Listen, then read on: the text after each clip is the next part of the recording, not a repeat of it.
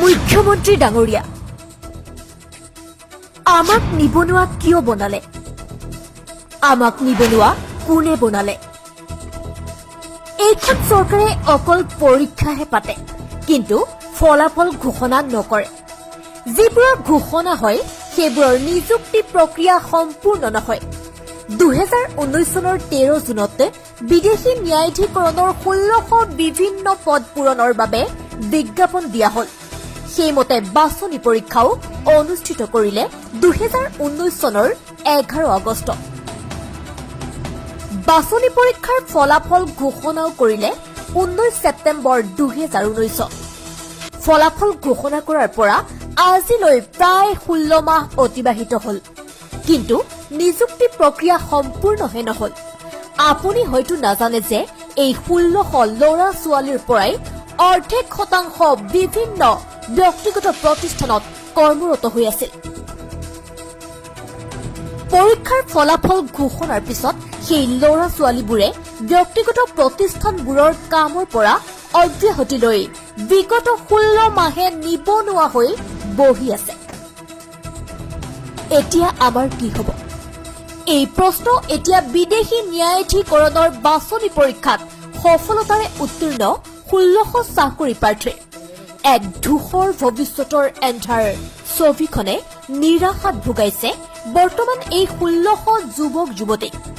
এওঁলোকৰ দাবী শীঘ্ৰেই আমাৰ নিযুক্তি প্ৰক্ৰিয়া সম্পূৰ্ণ কৰি আমাক সুৰক্ষা দিয়ক ডিজিটেল ডেস্ক প্ৰাইম নাও নমস্কাৰ মাননীয় মুখ্যমন্ত্ৰী মহোদয় মই এগৰাকী বিদেশী ন্যায়াধিকৰণৰ 1600 নিৰ্বাচিত প্ৰাৰ্থীৰ মাজৰ এগৰাকী দুৰ্ভগীয়া প্ৰাৰ্থী দুৰ্ভগীয়া বুলি এইটো কাৰণে কৈছো কাৰণ আজি 16 মাহৰ আগতে আপুনি যি আমাক আশা আৰু সপোন দেখাইছিল হেয়া কিন্তু আজিলৈকে বাস্তৱ ৰূপত পৰিণত হোৱা নাই আমি 1600 নিৰ্বাচিত প্ৰাৰ্থীৰ উপৰিও ইয়াতে 1600 ফেমিলিৰ সপোন আৰু আশা জড়িত হৈ আছে আমি বহুত মানসিকভাৱে ভাবি পৰিছো আমি বহুতো ধৰণে আপোনাক অনুৰোধ কৰিছো আমি প্ৰটেষ্ট কৰিছো আমি ডেইলি টুইট কৰিছো কিন্তু আপোনালোকে ইয়া কোনো ভুক্ষেপে কৰা নাই আমি কি বুলি এতিয়া বহি থাকিব লাগে কওকচোন আমি মানে ইমান দিনে কি 6 মাহ 16 মাহৰ পৰা আমি কি এতিয়া ইনেই থাকিব লাগে আমি নিবনুৱা হৈ আছো পুৰা আমি যিটো আমাৰ প্ৰাপ্য হয় হেতু আমি বিচাৰিছো আমি বেলেগ একো বিচৰা নাই আপোনালোকে বেলেগ বিভাগসমূহত যেনেদৰে পৰীক্ষা অনুষ্ঠিত কৰি হেতু তেওঁলোকক নিৰ্বাচন কৰিছে আৰু নিযুক্তি পত্ৰ প্ৰদান কৰিছে আমাক কিয় কৰিব পৰা নাই আমাক আনসাৰ দিয়ক আমি বহুত দিনৰ পৰা আপোনাক ইমান কোৱেশ্চন কৰি আছো কিন্তু আপুনি আমাক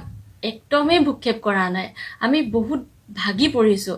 মই লাষ্টত এটাই ক'ব বিচাৰো আমি 1600 বিদেশী ন্যায়াধিকৰণৰ ফালৰ পৰা আপোনাক ৰিকুৱেষ্ট কৰিছো আমাক সোনকালে নিযুক্তি পত্ৰ প্ৰদান কৰক ধন্যবাদ নমস্কাৰ দুৰ্ভাগ্যবশতঃ বিদেশী ন্যায়াধিকৰণৰ 1600 নিৰ্বাচিত প্ৰাৰ্থীৰ ময়ো এগৰাকী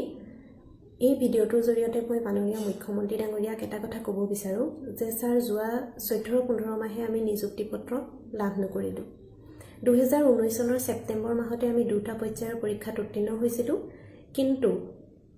এতিয়া পৰ্যন্ত আমি কোনো ধৰণৰ নিযুক্তি পত্ৰ লাভ নকৰিলো স্যাৰ আমাৰ 1600 কেণ্ডিডেটৰ মেক্সিমাম কেণ্ডিডেটে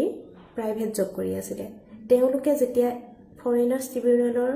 এক্সাম কোৱালিফাইড হৈছিল তেতিয়া তেওঁলোকে প্ৰাইভেট জবো ৰিজাইন দিছিল গতিকে আপুনি নিজে এবাৰ অনুভৱ কৰক আজি 14-15 মাহে ঘৰত এনেই বহি থকা সেই লোকসকলৰ মানসিক স্থিতি কেনেকুৱা হ'ব পাৰে আৰু অলৰেডি হাইকোৰ্টে কৈছিলে যে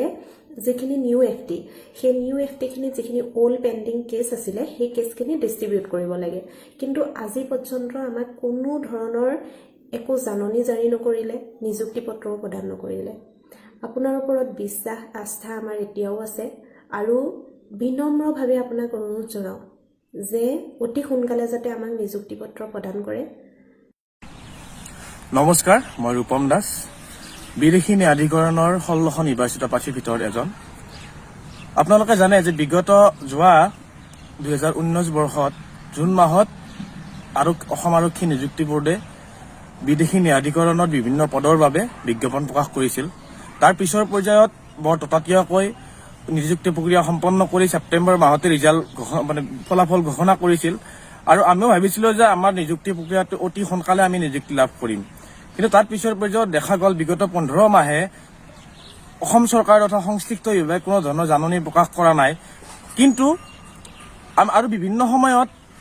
আমি প্ৰতিবাদো কৰিছোঁ, বিভিন্ন সময়ত মুখ্যমন্ত্ৰীক লগ কৰিছোঁ। তেখেতসকলে কয় আপোনালোকৰ চাকৰিটো হৈ আছে, কোনো ধৰণৰ চিন্তা কৰিব নালাগে। কিন্তু আজি 15 মাহে তেওঁলোকে আমাক প্ৰতাৰণা কৰিলে। বিভিন্ন বিভাগত নিযুক্তি দি থকা হৈছে, ইৰিগেশ্যনক নিযুক্তি দিলে আৰু বিভিন্ন বিভাগবিলাকত নিযুক্তি দিলে। কিন্তু বিদেশী ন্যায়াধিকৰণৰ নিযুক্তি প্ৰক্ৰিয়া সম্পূৰ্ণ হৈ যোৱাৰ পিছতো বিগত 15 মাহে আমাৰ নিযুক্তি প্ৰক্ৰিয়াটো কি কাৰণে ৰখাই থৈছে। গতিকে আমি এই চৰকাৰখনক সকীয়াই দিব বিচাৰিছোঁ, যদি অনতি পলমে আমাক নিযুক্তি প্ৰদান নকৰে তেতিয়াহ'লে আমি 1600 প্ৰাৰ্থীক লগত লৈ দিছপুৰত অনিৰ্দিষ্ট কালৰ কাৰণে ধৰ্ণা কাৰ্যসূচীত বহিম।